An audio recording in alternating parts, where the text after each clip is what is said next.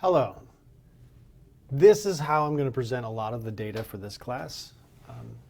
You're going to see a structure like this. We're going to see some highlights. We'll have some introduction across the top of the screen.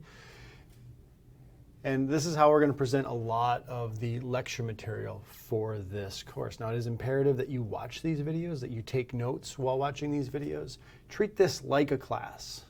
Treat this as an opportunity to learn the subject on your time, at your pace, as opposed to coming to lecture and listening to me talk, where sometimes you're not just quite there, sometimes you're distracted, you've got other things going on. I understand that. During these lecture videos, take active notes. Feel free to pause the video while you're recording. Feel free to stop and ask questions. Feel free to refer back to the text. OpenStack, ChemLibre, there's a wealth of information out there.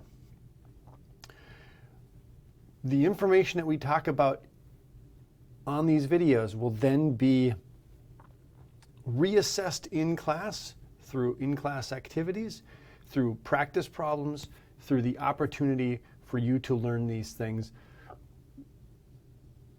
in class. And reinforce these ideas in class, as opposed to coming to class, listening to lectures, and then going home and doing the homework and having those questions.